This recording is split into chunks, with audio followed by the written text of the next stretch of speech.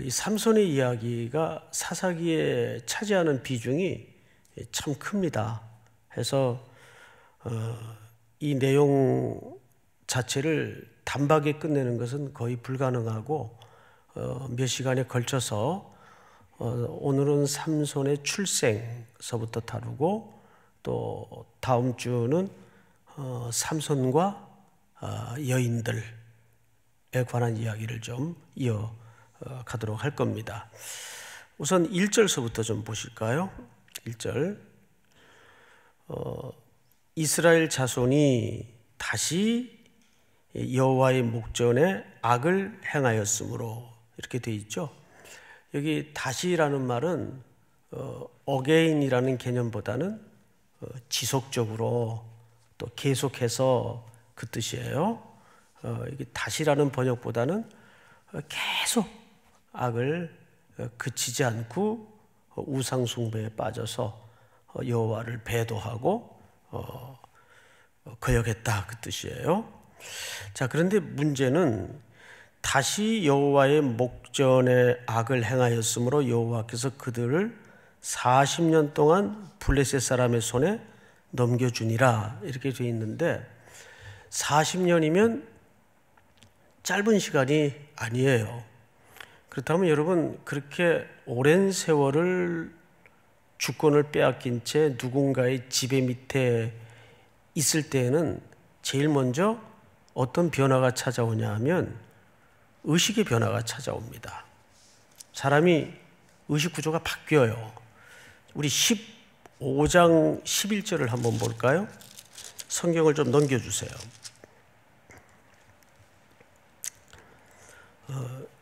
11절 유다 사람 3,000명이 꽤 많이 지금 회집이 됐네요. 유다 사람 3,000명이 에담 바위 틈에 내려가서 삼손에게 이르되 너는 블레셋 사람이 우리를 다스리는 줄을 알지 못하느냐? 네가 어찌하여 우리에게 이같이 행하였느냐 하니 삼손이 그들에게 이르되 그들이 네게 행한 대로 나도 그들에게 행하였노라 하니라 이렇게 되어 있어요. 자, 유다 사람이면 삼손의 적입니까? 동지입니까? 동지죠. 동지죠. 근데 지금 누구 편을 들고 있어요? 블레셋 편을 들고 있는 거예요. 자, 또 볼까요? 한 절만 더 보십시다. 20절을 건너뛰십시다. 15장 20절. 블레셋 사람의 때에, 그러니까 그들이 지배할 때에 삼손이 이스라엘의 사사로 몇 년을 지냈죠? 20년을 지내요. 그러니까 삼손도 사사로 꽤 오랜 세월을 지냈단 말이죠. 근데 방금 읽었던 11절 요지가 뭐냐 하면 삼손이 블레셋을 맞서 일어나려고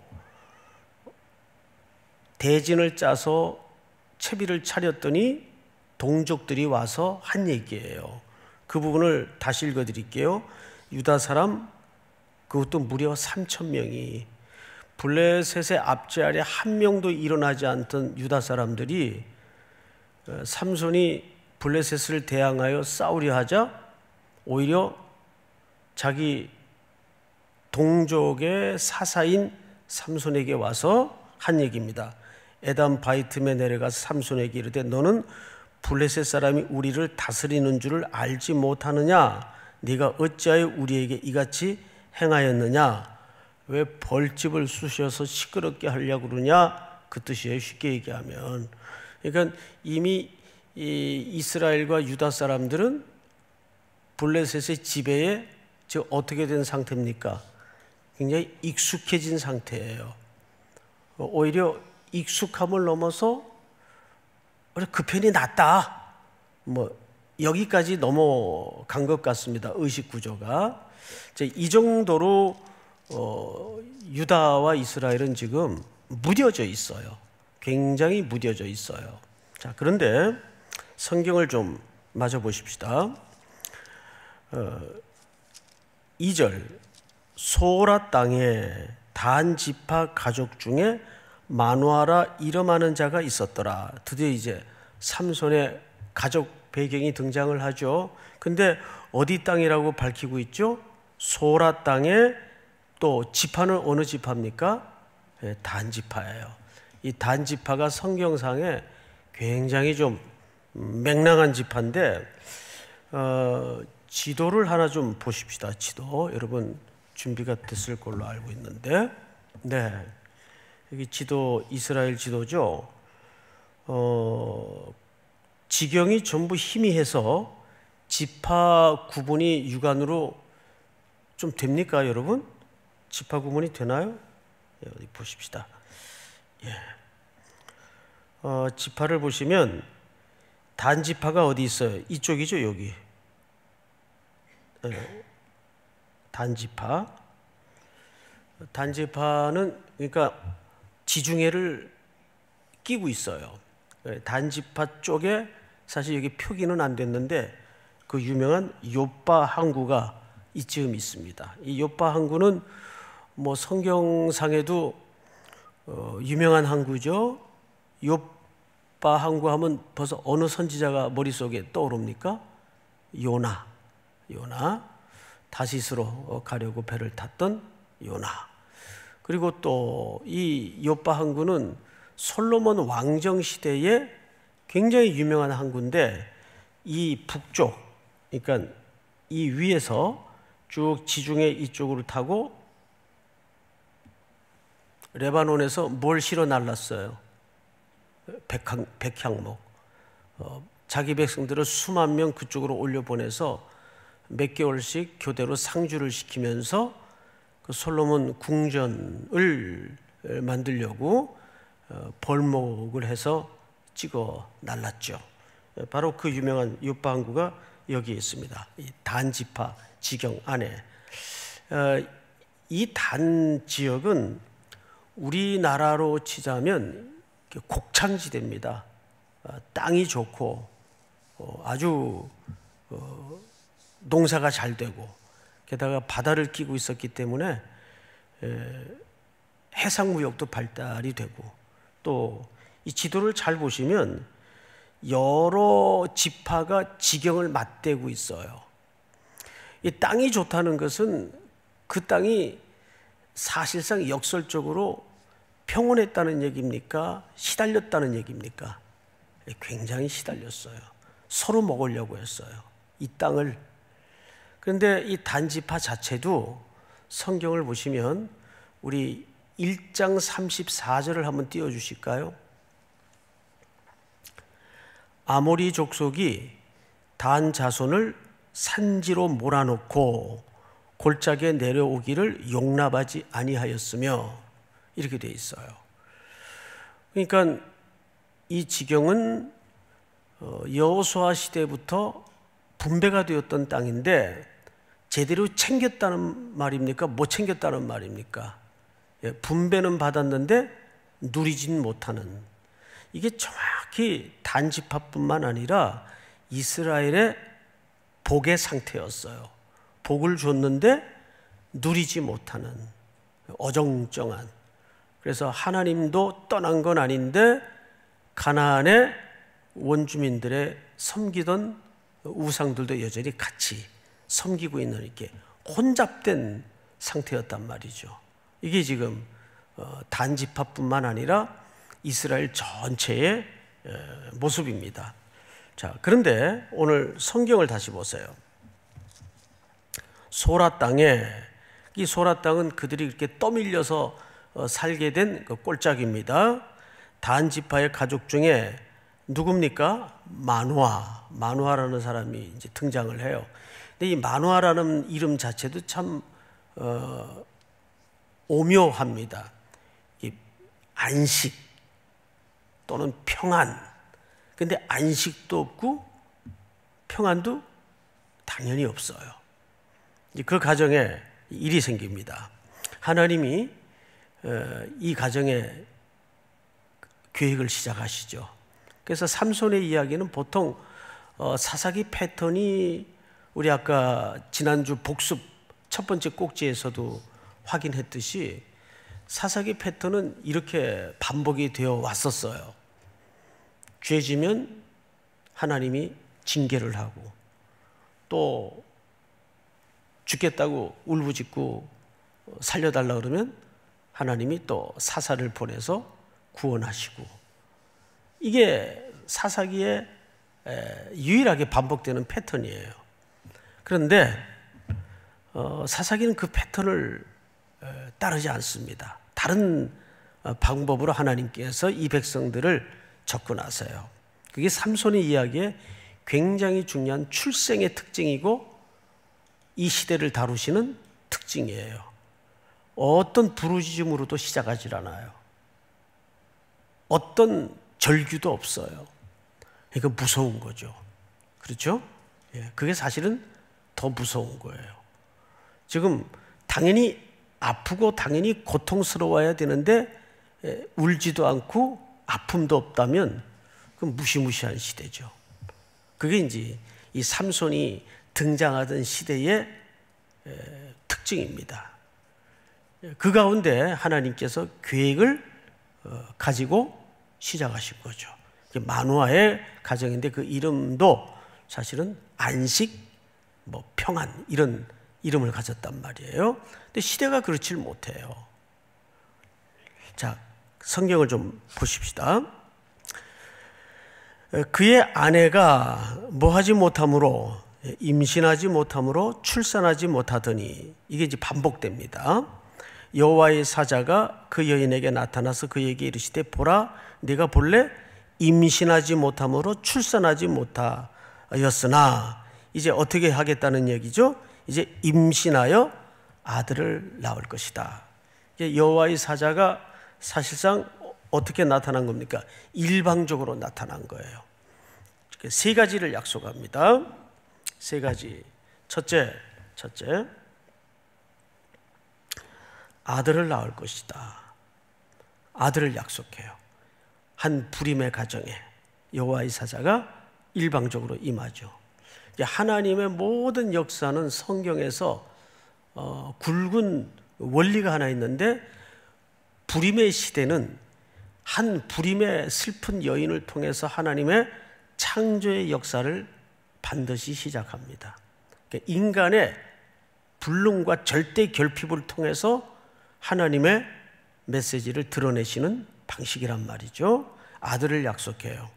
그리고 이 아들은 어떤 아들이어야 하냐 하면 지난주가 아니군요. 지난번 설명드린 대로 나실인으로 살아야 되는 아들이에요. 나실인. 그리고 이 나실인의 세 가지 금기사항을 설명드렸죠. 첫째는 포도주, 독주, 금지예요. 두 번째는 부정한 것. 세 번째는 머리에 삭도. 이 세 가지는 행함에 초점이 있는 게 아니라 어떤 존재인가에 초점이 있다고 말씀을 드렸죠. 이 지난주 주된 공부의 내용이 이 안에 다 소개가 되어 있었습니다. 그래서 오늘은 이 내용은 다시 다루진 않겠어요. 여호와의 사자가 나타나서 마누아의 가정에, 특별히 그의 아내에게 세 가지를 약속했는데, 첫째는 아들을 낳을 것이다. 불임의 가정에 아들을 약속해요. 두 번째는요, 그 아들은 나실인으로 복중에서부터 기간이 언제까지예요? 죽을 때까지. 그러니까 나실인으로 태어난 거예요. 여러분, 원래 나실인은 그 기간이 있습니다. 그래서 바울이 갱그리아에서 뭘 깎았어요? 머리를 깎았죠? 그 나실인의 기간이 끝났기 때문입니다. 어떤 작정을 하고 나실인의 기간을 가지고 있었던 거죠. 그러니까 나실인의 기간이 있어요. 기간이. 근데 삼손은 모태에서부터 그 정한 기간이 언제까지입니까? 죽을 때까지예요. 그래서 이 속에는 많은 그 예표적 그림이 또한 있는 것도 사실입니다. 그리고 세 번째 여호와의 사자의 약속이 뭐죠? 이 아들을 통해서 뭐를 구원할 것이다? 이스라엘을 구원할 것이다. 이것이 여호와의 사자가 마노아의 아내, 근데 이 아내 이름은 끝까지 밝혀지질 않습니다. 그리고 초점이 마노아예요, 사실은. 이 마노아에게 이 역사는 왜 그렇게 조명을 거두지 않는가를 우리가 이 강의 끝즈음에 이해를 갖게 될 겁니다. 이렇게 세 가지 약속을 해요. 자, 이게 얼마나 놀랬겠어요. 마노아의 아내가 이제 영원히 대는 끊어지고 희망이 없는 줄 알았는데 어느 날 하나님의 사자가 나타나서 이런 엄청난 약속을 한단 말이죠. 그리고 이제 성경을 좀 보십시다. 그 약속에 따라 그 아내의 이제 행동을 좀 보십시다. 4절. 그러므로 너는 삼가 포도주와 독주를 마시지 말며 어떤 부정한 것도 먹지 말지니라. 보라, 네가 임신하여 아들을 낳으리니 그의 머리에 삭도를 대지 말라. 이 아이는 태에서 나옴부터 하나님께 바쳐진 나실인이 됨이라. 그가 블레셋 사람의 손에서 이스라엘을 구원하기 시작하리라 하시니. 세 가지 약속이 그대로 다 적혀 있죠. 자, 그런데 6절 우리 한번 같이 읽어보십시다. 시작. 이에 그 여인이 가서 그의 남편에게 말하여 이르되 하나님의 사람이 내게 오셨는데 그의 모습이 하나님의 사자의 용모 같아서 심히 두려움으로 어디서부터 왔는지를 내가 묻지 못하였고 그도 자기 이름을 내게 이르지 아니하였으며. 네, 여러분, 이 사사시대는 말씀이 희귀한 시대였고 또 말씀이 옳게 선포되지 않던 시대였고 백성들의 영적인 상태가 또 종교 지도자들 뿐만 아니라 전부 둔감한 상황이었는데 놀랍게도 마노아의 아내는 여호와의 사자를 정확히 인지했습니까? 안 했습니까? 정확히 인지를 해요. 여호와의 사자가. 그래서 그 아내는 경건한 두려움으로 그 사자를 맞았던 것 같아요. 자, 와서 남편에게 그렇게 이제 이야기를 합니다. 근데 7절을 제가 읽습니다.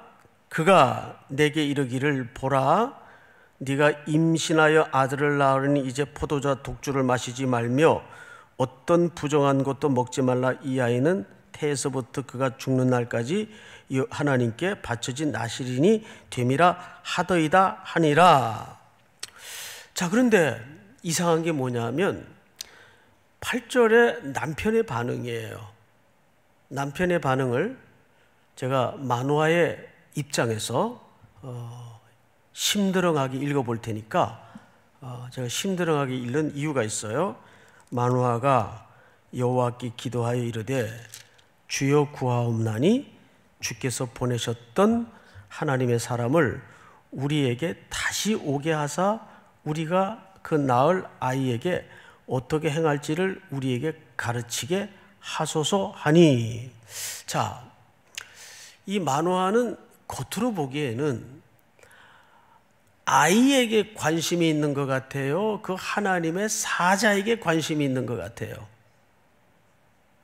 예? 뭐 마스크들을 쓰고 계셔가지고 표정도 읽을 수 없고 웅얼웅얼 하시니까. 예. 다시요. 그냥 속으로만 대답하세요. 그러면 아이에게 관심이 있는 것 같아요? 여호와의 사자에게 관심이 있는 것 같아요? 느낌이. 예. 불임의 가정에서 아내가 어느 날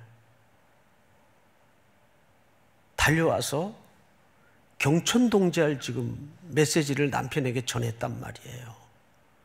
근데 거기에 대한 1절 리액션이 남편에게서 나타납니까? 안 나타납니까? 없어요. 그렇죠? 없어요. 그리고 한다는 말이 여호와께 기도하여 이르되 주여 구하옵나니 주께서 보내셨던 하나님의 사람을 우리에게 다시 오게 해달래요. 다시 오게 하사 우리가 그 낳을 아이에게 어떻게 행할지를 우리에게 가르치게 하소서. 이 속에서 마누아는 지금 어떤 신적인 존재의 계획에 뭘 하고 싶어하는 느낌을 지울 수가 없습니까? 개입하고 싶어하는 느낌을 지울 수가 없어요. 우선 정상적인 멘탈 같았으면 이 상황에서 누구에게 관심이 더 집중되어 옳았을까요? 아이. 오랜 불임의 가정이에요. 그런데 거기에 그닥 관심이 없는 듯 보여집니다. 이게 참 아주 중요한 지금 스케치입니다. 자, 맞아 읽어보십시다. 9절. 하나님이 마누아의 목소리를 들으시니라 여인이 밭에 앉았을 때에, 그 아내가 이제 밭에서 일을 하고 있었던 것 같아요. 기도는 이제 남편이 일단 구했습니다. 다시 좀 만나고 싶습니다. 마누아의 목소리를 들으시니라 여인이 밭에 앉았을 때에 하나님의 사자가 다시 그에게 임하였으나 그의 남편 마누아는 또 이때 함께 있었어요, 없었어요? 함께 있지 아니하니라. 이렇게 돼. 함께 있지 아니하니라. 그런데 그 메시지를 아내에게 다시 얘기합니다. 성경을 볼까요? 10절.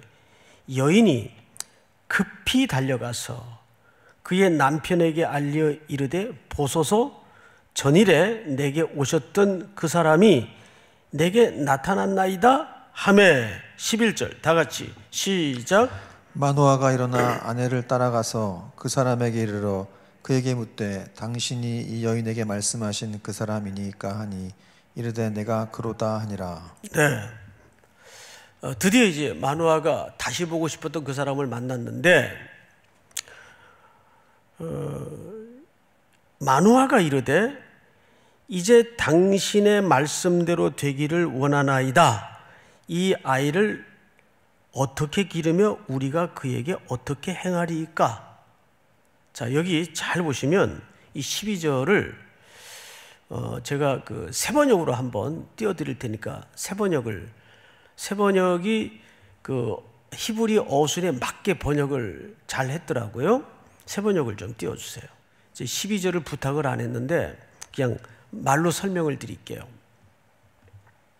12절을 잘 보시면 제가 어느 부분을 강조해서 읽는가를 여러분 그냥 눈으로 귀로 같이 보시기 바랍니다. 마누아가 이르되 이제 당신의 말씀대로 되기를 원하나이다. 이 아이를 어떻게 기르며, 그 다음 잘 들으세요. 우리가 그에게 어떻게 행하리이까? 이렇게 돼 있어요. 우리가 그에게 어떻게 행하리이까? 그 주어가 누굽니까? 우리입니다. 그럼 그 우리는 누구누구를 얘기하는 거죠? 부모를 얘기하는 거예요. 우리가 이 아이를 뭐 쉽게 풀어 설명하자면 어떻게 키우는 게 맞는 겁니까? 이렇게 얘기하는 거예요. 자, 그런데 이 부분은 이렇게 번역을 해야 맞습니다.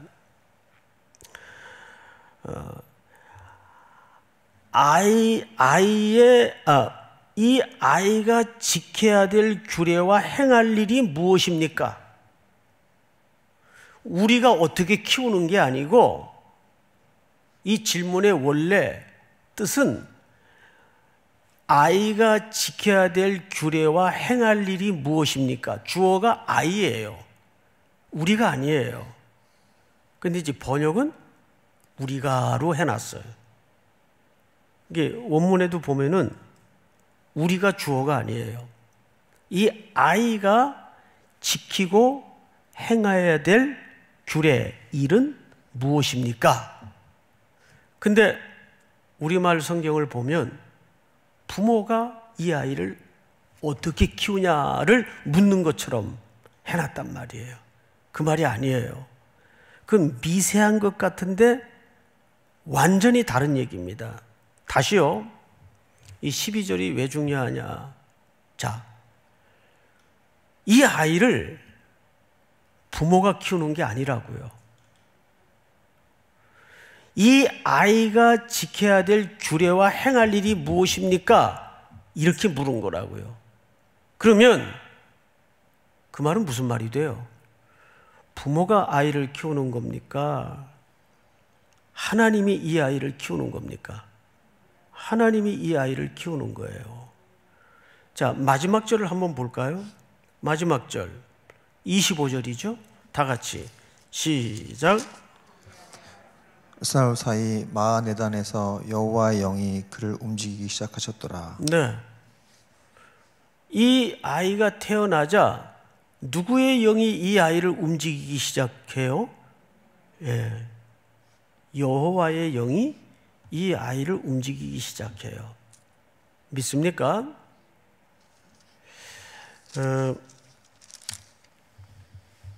요즘 개는 훌륭하다.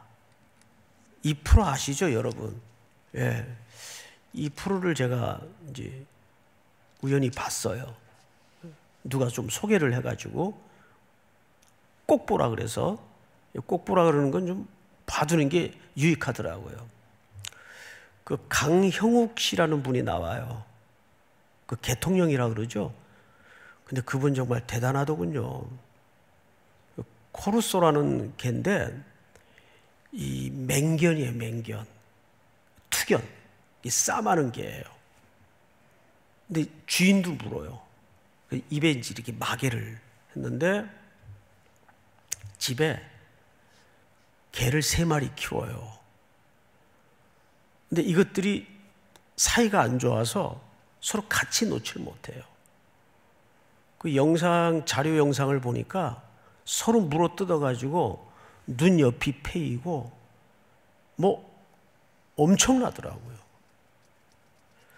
근데 이 강혜욱 씨가 훈련을 하러 마당에 들어갔다가 입마개가 풀어진 거예요.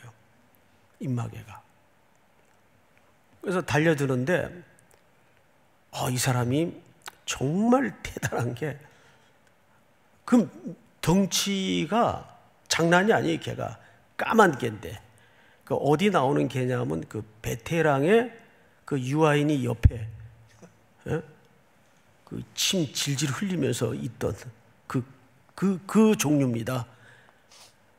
그럼 베테랑을 또 봐야 되겠네요. 그럴 것까지는 없고 시간 없는데 약간 무시무시한 투견이에요. 근데 주인이 개를 잘못 키웠어요.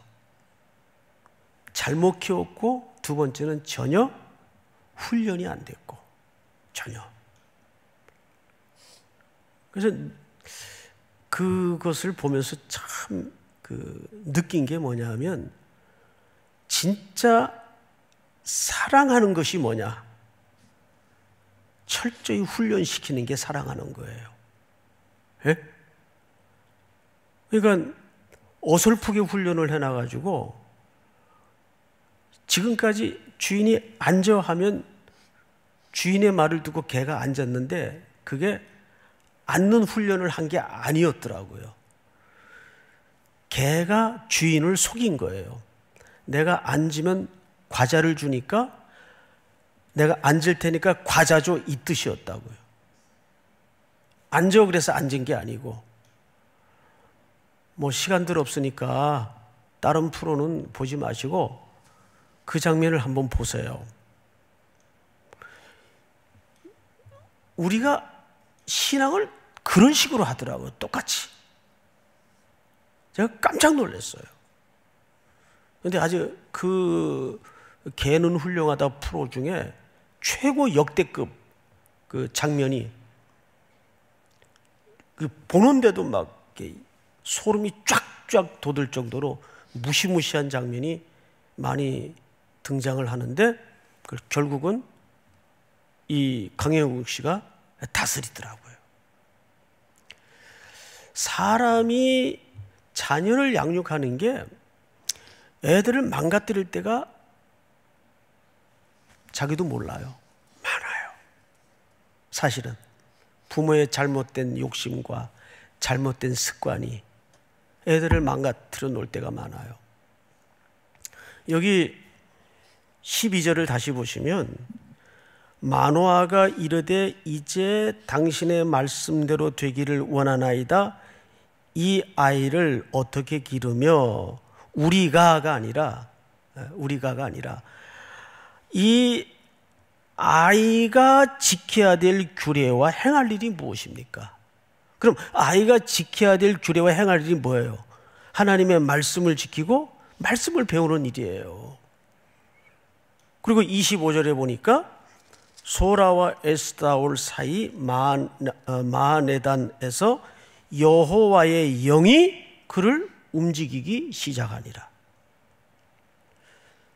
그러니까 우리가 참 막연할 것 같고 답답할 것 같고 안 될 것 같아도 자녀 교육을 철저히 어디에 맡기는 게 옳은 겁니까? 주께 맡기는 게 옳은 거예요. 주께 맡기는 게. 이번에 코로나19 사태 때문에 이제 한두 주면 끝날 줄 알았던 이 온라인 예배가 벌써 이렇게 이제 2달이 넘어가고 계절이 바뀌었단 말이에요. 누가 이렇게 장기전이 될 줄 알았겠어요? 근데 솔직한 말로 처음에는 너무 힘들더라고요. 근데 한 달이 넘어가니까 또 편한 게 또 많더라고요. 여러분들 솔직히 안 그러세요? 예? 다 격하게 끄떡거리시는데 그게 익숙해진다는 게 무서운 거예요. 예배는 부득이한 경우는 우리가 신학적으로 문제가 없는 한 온라인으로 예배를 드려야 되지만 성경은 분명히 또한 한켠에 모이기를 어떻게 하라 그랬어요? 힘쓰라 그랬어요. 힘쓰라. 이게 돌아올 채비를 지금 시키는 거예요. 돌아올 준비를 우리가 해야 된다고 말이에요. 이 시스템에 또 너무 익숙해지면 안 돼요. 그래도 우리는 얼굴을 보고 온기를 느끼고 한 공간에서 서로 표정으로 교제를 하며 같이 식사를 하고 만남을 가지고 하는 가운데, 여러분 학교 가서 아이들 공부하는데 그냥 산수 풀고 국어 답 맞추고 그것만 공부가 아니잖아요. 거기서 작은 사회에서 인간 되어감을 배우는 거 아니에요? 마찬가지예요. 자, 뭐 너무 좀 이야기가 격가지를 뻗쳤습니다마는 13절을 제가 좀 읽겠습니다. 여호와의 사자가 마노아에게 이르되 내가 여인에게 말한 것들을 그가 다 삼가서 포도나무의 소산을 먹지 말며 포도주와 독주를 마시지 말며 어떤 부정한 것도 먹지 말고 내가 그에게 명한 것은 다 지킬 것이니라 하니라. 여기까지 이제 오늘 본문인데 여기까지 끝나면 참 얼마나 좋겠어요. 근데 그 다음에 마노아가 이상한 얘기를 이제 시작합니다. 마노아가 여호와의 사자에게 말하되 구하옵나니 당신은 우리에게 머물러서 우리가 당신을 위하여 염소 새끼 하나를 준비하게 하소서 하니, 자, 누구를 위하여? 예? 여호와의 사자에게 당신을 위하여 그랬어요. 자, 우리가 질문은 좀 정확히 합시다. 이 사람들이 여호와입니까? 여호와의 사자입니까? 그렇죠. 여호와가 아니라 여호와의 사자란 말이에요. 근데 이 사자에게 대접을 하겠다는 거예요. 누가? 마노아가. 좋은 소식을 주었으니까. 그리고 이런 얘기를 합니다. 염소 새끼 하나를 준비하게 하소서 하니 여호와의 사자가 마노아에게 이제 사실상 꾸짖어요. 이르되 네가 비록 나를 머물게 하나 내가 네 음식을 먹지 아니하리라. 먹지 않는다는 얘기는 사실상 거절 아니에요? 예, 아니하리라. 번제를 준비하려거든 마땅히 이 여호와의 사자도 정확하게 구분을 해내죠. 누구에게? 여호와께 드릴지니라 하니 이는 그가 여호와의 사자인 줄 마누아가 알았다 몰랐다? 사실은 모르고 있었던 거예요. 여러분, 이 여호와의 사자가 자기들을 대접하고 제사한다는 이 마누아의 요청을 거절한 이유가 뭘까요? 이거는 사실상 이런 뜻입니다. 이 사사시대의 종교 지도자들의 가장 정확한 병폐를 그대로 뒤집어서 지적하는 거예요. 하나님이 이 시대를 백성들을 안위하여 다스리도록 누구를 세웠나요? 사사를 세웠어요.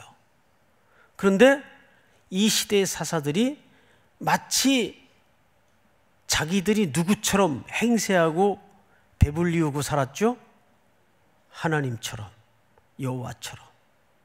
그러니까 이런 거절을 통해서 그 시대의 근본적인 뿌리와 문제가 어디서부터 발원되었는가를 맹렬하게 이런 거절로 지적을 하고 있는 거예요.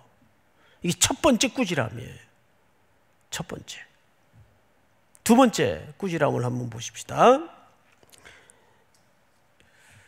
17절. 마누아가 또 여호와의 사자에게 말하되 당신의 이름이 무엇입니까? 당신의 말씀이 이루어질 때 우리가 당신을 존귀히 여기리이다 하니. 자, 여기서 또 두 번째 마누아가 처음엔 대접을 한다 그랬다가 거절을 당했어요. 그죠? 자, 이 거절 속에는 꾸지람이 있었다고 말씀을 드렸어요. 근데 두 번째는 뭘 물었어요? 그가 여호와의 사자인데 이름을 물었어요. 이름을. 이 가나안 지역에 우상 숭배를 섬기는 사람들의 그 가나안 사고 방식을 좀 우리가 이해하고 이 본문을 읽어야 됩니다. 가나안 지역의 신들은 다 뭘 하나씩 갖고 있었죠? 이름을 갖고 있었어요. 그래서 그 이름마다 역할이 다 달라요. 어떤 신은 자연신이 있어서 비를 내리는 신이 있고, 어떤 신은 햇볕을 내리는 신이 있고, 어떤 신은 재물에 복을 주는 신이 있고, 어떤 신은 다산에 복을 주는 신이 있고, 그 신마다 다 그러면 뭐가 있겠어요? 이름이 있단 말이에요. 이름이. 그래서 이 시대 사람들은 내가 그 이름을 부르고 그 이름을 소유하고 있다고 생각을 했어요.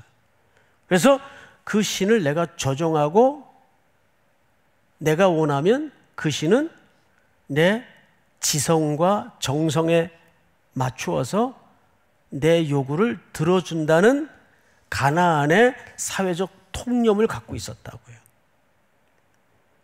그런데 여러분, 당신의 이름이 무엇입니까? 했을 때는 예를 들어서 유일하게 한 분일 때는 따로 이름이 필요 있어요? 없어요? 따로 필요가 없어요. 여러 명 중에 하나를 이해하려고 그러거나 알 수밖에 없을 때는 그 이름을 가지고 있어야 돼요. 근데 사실상 하나님의 이름이 있어요? 없어요? 없어요. 여호와라는 말도 무슨 뜻이에요? 그건 하나님에 대한 속성에 관한 설명이지 그 이름이 아니란 말이에요. 근데 우리가 그걸 이름으로 그냥 부르고 있는 거예요. 명사처럼, 고유명사처럼. 자, 성경을 잘 보십시다. 18절. 17절을 한 번 더 설명을 드릴게요. 마누아가 또 여호와의 사자에게 말하되 당신의 이름이 무엇이니까? 자, 잘 보세요. 가나안의 사고가 그대로 묻어납니다. 당신의 말씀이 이루어질 때 우리가 당신을 어떻게 여기리이다? 존귀히 여기리이다. 이게 우상 숭배자들의 전형적인 사고 패턴입니다. 그러자 18절 다 같이 한번 읽어볼까요? 시작. 여호와의 사자가 그에게 이르되 어찌하여 내 이름을 묻느냐? 내 이름은 기묘자라 하니라. 자, 어찌하여 내 이름을 묻느냐라고 한 다음에 그 다음에는 그러면 어찌하여 내 이름을 묻느냐 했을 때는 이름을 말하겠다는 얘기예요? 알 필요 없다는 얘기예요? 알 필요 없다는 얘기 아니에요. 그런데 우리는 이걸 순리적으로 읽질 못하고 내 이름은 기묘자라 했으니까 이분 이름이 기묘자인가 보다 해가지고 뭐 어떤 또 주석이나 해석을 보면 그리스도의 예표다 이렇게 기묘자라 그랬으니까. 근데 여기서 말하는 기묘자는 고유명사의 의미가 아니고 형용사예요. 이거를 새번역 성경에 아까 띄우다 말은 번역본을 한번 보죠. 한번 띄워주세요. 같이 한번 읽어보십시다. 시작. 그러나 주님의 천사는 어찌하여 그렇게 자기의 이름을 묻느냐고 나무라면서 자기의 이름은 비밀이라고 하였다. 기묘자라는 말이 알 필요 없다 그 말이에요. 근데 우리는 이걸 이름으로 알고 있다고요. 새번역이 비교적 정확하게 번역을 했어요. 예? 우리 개역개정은 내 이름은 기묘자라 그랬으니까 그분 이름이 기묘자인 거다. 그 이름을 얘기한 게 아니에요. 알 필요 없다 그 말이에요. 왜? 이미 만화의 신앙의 수준을 이분은 파악을 했단 말이죠. 그러나 주님의 천사는 어찌하여 그렇게 자기 이름을 묻느냐고 나무라면서 이건 꾸짖는 거예요. 사실은 알 필요 없다. 이제 이해가 됩니까 여러분? 그러니까 이걸 뭐 그리스도의 예표라고까지 막 어거지로 그렇게 해석을 하면 그리스도의 예표에 대한 설명은 다른 데 있어요. 근데 여기서 많은 문맥상 이거는 그리스도께서 자기의 예표를 설명하시는 것이 아니라 사실상 만화를 야단치고 있는 거예요. 그러면 이 만화의 신앙의 문제는 뭡니까? 여전히 가나안 땅에서 하나님의 백성으로서 땅도 옳게 허락한 복을 누리지 못하고 블레셋의 지배 밑에서 그런 신앙의 속성에 혼잡이 되어 혼합적인 신앙생활을 하고 있었던 거예요. 마노아는 이 부분에 대해서 사실은 여호와의 사자가 야단을 꾸중을 치는 거죠. 자, 성경을 이제 마저 정리를 하십시다. 21절로 건너가십시다. 여호와의 사자가 마노아와 그의 아내에게 다시 나타나지 아니하니 마노아가 그제야 그가 여호와의 사자인 줄 알고. 계속 몰라요. 에? 계속 깨달아가는데 계속 몰라요. 게다가 이제 또 무슨 소리를 하는가를 잘 보세요. 그의 아내에게 이르되 우리가 하나님을 보았으니 반드시 죽으리로다 하니. 그러니까 하나님에 대해서 어느 정도 아둔한가 하면, 제가 이제 오늘 그 무슨 영어 이제 그 해설을 읽다가 그 번역을 하다 보니까 아둔함이라고 번역이 되더라고요. 아둔한 신앙. 예? 얼마나 아둔해요. 계속 몰라요. 이제 아내한테 그러는 거예요. 이제 우리 죽었다 이제. 근데 놀랍게도 끝까지 이름이 밝혀지지 않은 이 여인은 굉장히 예민하고 정확하게 신앙의 초점을 인식하고 있어요. 이렇게 남편을 안위시킵니다. 23절 우리 성도님들이 한번 같이 읽어보십시다. 시작. 그의 아내가 그에게 이르되 여호와께서 우리를 죽이려 하셨더라면 우리 손에서 번제와 소제를 받지 아니하셨을 것이요 이 모든 일을 보이지 아니하셨을 것이며 이제 이런 말씀도 우리에게 이르지 아니하셨으리이다 하였더라. 이거 상식 아니에요? 보세요. 아들을 낳을 것이고 그 아들이 이스라엘을 구원할 것이다. 그러면 살아있어야 어쨌든 애를 낳을 거 아니에요, 둘이가. 에? 둘이가 하나님을 보았다고 죽어버리면, 그러니까 하나님의 메시지도 이해를 못한 거고 깨닫질 못한 거예요, 마누아는. 근데 이 아내는 이걸 어느 선에서 이해를 가진 겁니까? 상식선에서. 여보 걱정 마, 우리 안 죽어. 그분이 여호와의 사자라면 하나님의 말씀을 정확히 우리가 받았는데, 내가 아이를 갖는데잖아. 그럼 당신이 있어야 내가 애를 낳을 거 아니야. 그래요, 안 그래요? 에? 자, 이제 맺겠습니다. 24절. 짜잔. 24절. 다 같이 시작. 그 여인이 아들을 낳음에 그의 이름을 삼손이라 하니라. 그 아이가 자라매 여호와께서 그에게 복을 주시더니 여호와의 영이 그를 움직이기 시작하셨더라. 할렐루야. 예.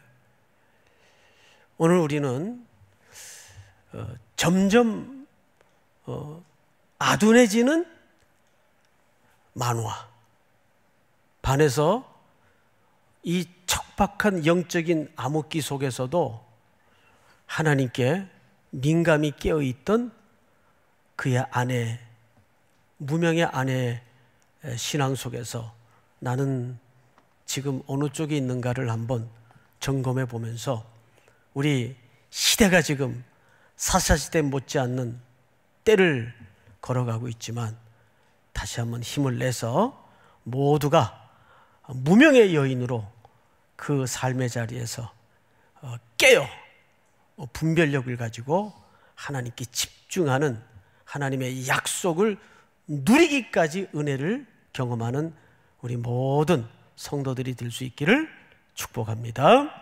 우리 다 같이 한번 소리내서 통성으로 기도하겠습니다. 오늘 주셨던 말씀 기억해 보십시다. 마노아의 그 영적인 어두움은 이스라엘을 대표하는 상징적인 그림이었습니다.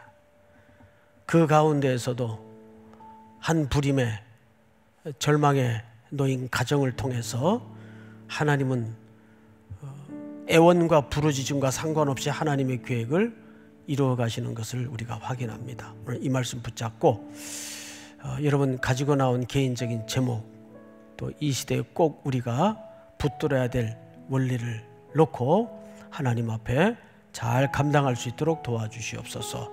또 속히 모든 이 땅의 교회들이 오프라인 예배로 재개될 수 있는 문을 열어주시옵소서. 우리 한번 주여 부른 다음에 소리내어 통성으로 기도합니다. 주여, 하나님 아버지 감사합니다.